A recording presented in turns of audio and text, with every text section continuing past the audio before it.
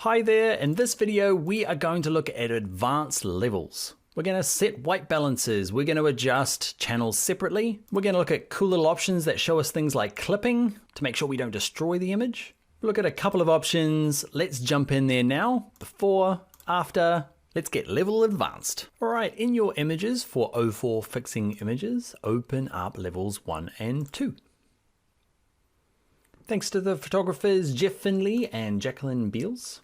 I mentioned this in the first video, but anything from Unsplash, I've added the actual photographer's name because they've donated these images free to the world and you can use them commercially too. So just go to unsplash.com and check out these photographers. All right, so let's look at kind of advanced levels. In the Essentials course, we covered the basics. Let's go in a bit deeper now. So what I'm going to do is I'm going to go to Adjustments and I'm going to click on Levels to make sure it's an adjustment layer. And one of the cool features in Photoshop is just clicking the Auto button, kicking back and saying, Photoshop, do your magic. Okay, and it's done pretty good. I'm going to turn the eyeball on and off. It's pretty nice. But what you probably didn't know is I'm going to undo.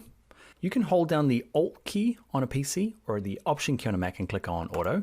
And it just gives you like, that's the default when you click on Auto, but there's other autos. Cool, huh? You can just work your way through and say, is this the auto that I want? Like, think of them, don't worry too much about the names. Think automatic option 1, 2, and 3, and see which one works for you.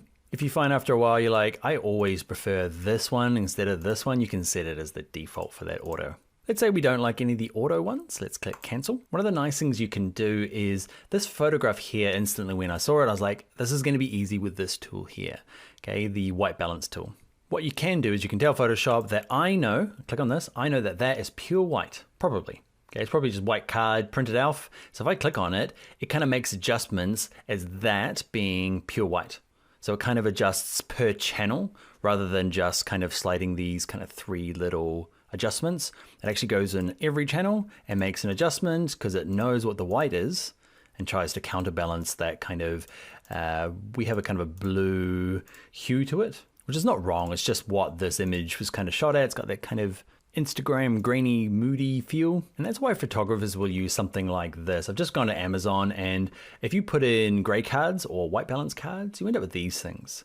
So what they'll do is they'll set them up in a photograph. Okay, so we'll set them up next to the subject. So instead of doing it in Photoshop later on with these white, gray, and black settings, okay, you can tell Photoshop what's black, what's gray, what's white. You can do it in your camera before you actually take the photograph. You can set the white balance, the 18% gray card, and the black. Perfect if you're doing product shots and you have to, you might as well spend the time there with your camera, getting everything set perfect rather than having to fix it all up here in Photoshop later. Okay, so we're happy with that. Let's go to levels 2. Let's look at a couple of other advanced features. So under adjustments, let's go to levels. And what we want to do is, let's say we just want to tidy this up this way.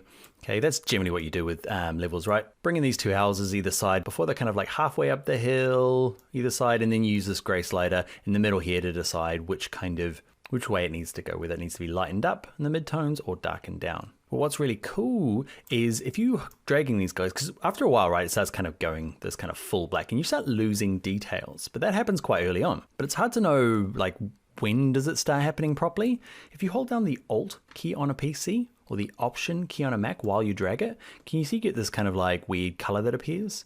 And that's just showing you, like over here, pretty much nothing's getting clipped. Okay, and when as I get closer into this hill, it's a little hard to do. I'm pointing at it with my nose. Can you see the tree down here?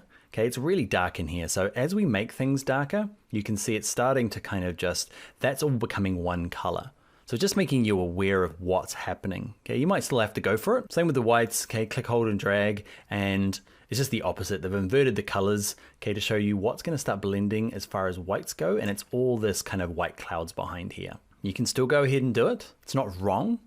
It's just showing you that, okay, there's going to be loss of detail in here. And because it's the back of the clouds, I'm okay with it. I've been making sure things like the eyes and stuff weren't getting clipped by dragging these in. Now this trick here works on, it's not gonna work for the gray one because it's shuffling between these two. These kind of clip the ends, but this is just shuffling in between them. You'll find there's actually a lot of settings that will allow you to do that, okay, in your adjustments panel. If you start dragging a lot of these different options like curves and exposure, if you hold down the Alt key or the Option key on a Mac, and while you're dragging, it will give you a little visual preview of what you might be destroying potentially.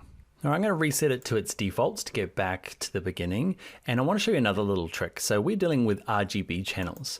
RGB, you probably know, is red, green, and blue. They make up this image. Instead of dealing with all of them in one go, you can actually look at the different channels separately, okay, and adjust them separately. And it gives you a lot more fine tuning, especially when they're color cast. You'll find you can fix up the color cast in levels.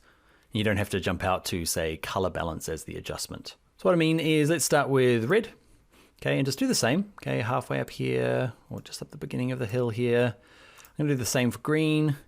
You can use your shortcuts, okay. It is hold down the Alt key on a PC and tap 3, 4, 5. You can see it toggles there between red, green, and blue. Okay, on a Mac it is Option 3, 4, 5. So I'm gonna do the same here, bring these guys in. You can see it's starting to get to a more natural color. There's some midtones that I want to adjust, and I find it really hard to adjust the midtones using these separate things. I prefer to go to RGB and do all of them in one big go. All right, so that's some more advanced Photoshop stuff. Okay, auto, if you hold down the Alt or Option key and click on auto, you get some extra adjustments. You might be able to set the white balance. Here for the clouds, you could click on this white one and click on the clouds. I find it never gives me an exact result. Using nature as your kind of backdrop, but as something kind of artificial like white paper, it's pretty good. Also remember, holding down the Option key on a Mac or Alt key on a PC, you can kind of check to see if you're clipping anything. And don't be afraid to jump in and fix the red, green, and blue channels separately. And that's going to be it. We're all ignoring the strange shaped mountains. I didn't notice them until halfway through this video. I've stayed grown up about it, but I feel like it needs to be acknowledged before we move on to the next video. Grow up, Dan. Next video.